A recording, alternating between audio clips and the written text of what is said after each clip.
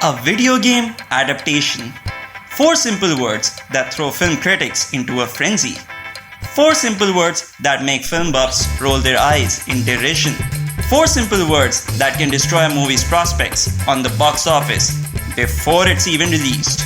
Not that it's gonna stop Hollywood executives from, trying. Learn from their mistakes, right? I mean, Uwe Boll is still at it.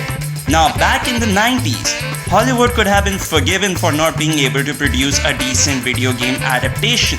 After all, video games were still in the process of evolution. Also, this was a time when developers focused a lot more on mechanics rather than, creating emotionally engaging stories. But you know what's truly tragic? In spite of the mature storytelling, filmmakers have yet to crack the code what makes a great video game movie. It's easier said than done, of course. Many have tried and many have failed. Video games surely have come a long way over the years, but they still haven't reached the high art status of cinema. It has overcome various obstacles and progressed from one level to another. Let's hit the reset button and track this medium's journey from stage 1. A precursor to video games. The journey of video game movies started way before the geniuses at Hollywood Pictures had the brilliant idea of adapting Super Mario Bros. On the silver screen. Kudos to everyone who thought that was a good idea. However, in all fairness to those folks, Hollywood had been attempting to produce movies based on games way before that disaster. 8 years before Super Mario Bros., Paramount Pictures had released a film called Clue. This movie was based on the board game Cluedo and was, in a way, ahead of its time because it featured 3 alternate endings. And you thought Bandersnatcher was original. While the plot of the movie might have been an engaging mystery, the critical and fan response to the movie was anything but. In the words of the critics, the movie was a farce with a paper-thin screenplay. Ouch! In hindsight, this was probably clue number 1. Get it? For all filmmakers who wanted to adapt video games into movies regarding the response their work would get from the critics. 1 princess, 2 plumbers. Well, you know this was coming. We already mentioned the infamous movie adaptation of Super Mario Bros. But quite frankly speaking, we had just barely scratched the surface. In all fairness, the filmmakers really tried hard to make this one work, and they had so much going on for them. For starters, Nintendo had given them complete creative control of the product. They also had an idea regarding what the final product should be like. In their words, it was going to be a subversive comedy similar to Ghostbusters. Well, at least they got the subversive part right. Now, for an average moviegoer, that is an appealing proposition, but the execution was anything but.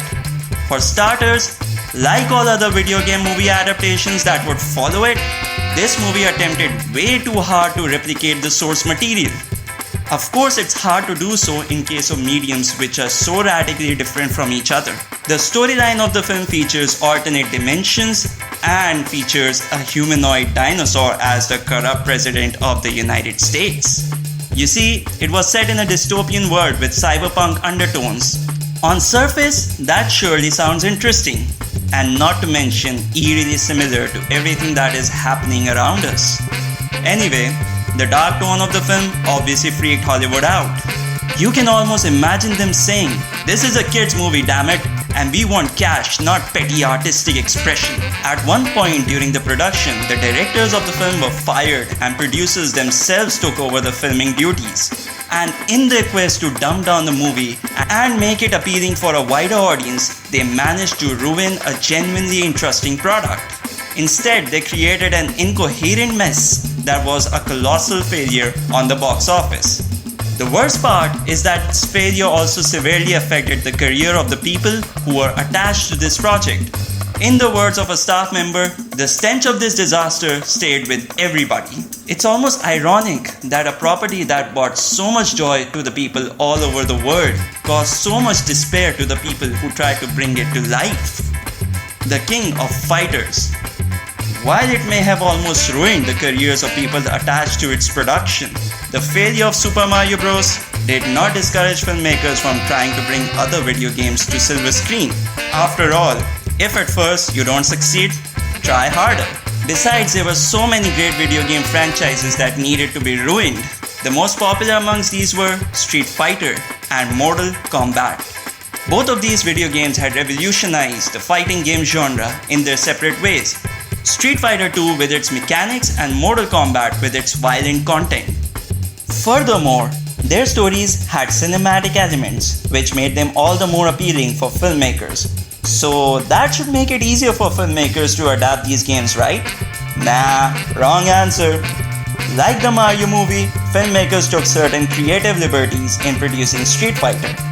By creative liberties, we are referring to the fact that they completely changed the storyline of the original game in order to ensure that the focus remains solely on the star of the film, Jean-Claude Van Damme. Mind you, this is a Belgian star who is playing an American hero, and they say that the American dream is a myth. Mortal Kombat, on the other hand, stayed true to the original storyline. However, the film had no traces of the violence that the series was so famous for. It was Mortal Kombat for the masses, and yes, it's as dull as it sounds.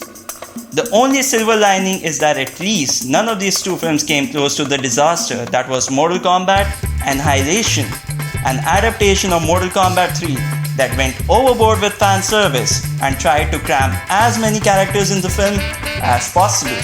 If you thought it was tough to tell the difference between Rain, Ermac, Reptile, and Chameleon in the games, well, just wait till you get to see them on the silver screen. What we need are the stars. Things changed significantly for video game movies in the year 2001 when Angelina Jolie took the mantle of Lara Croft. The character was already the wet dream of teenage boys everywhere, and now she was being portrayed by one of the most popular actresses in the world. Little did we know at that time that we were witnessing the beginning of a new trend in Hollywood. The star-driven video game adaptation, if you will. The presence of big-name stars in video game movies like Tomb Raider, Prince of Persia, and Assassin's Creed certainly helped generate buzz for the product. However, none of these films tried to be anything more than generic action flicks. If anything, they just made it easier for critics and fans to come to the conclusion that films and video games were incompatible. This was also the reason people were skeptical when trailers for Detective Pikachu and Sonic the Hedgehog dropped.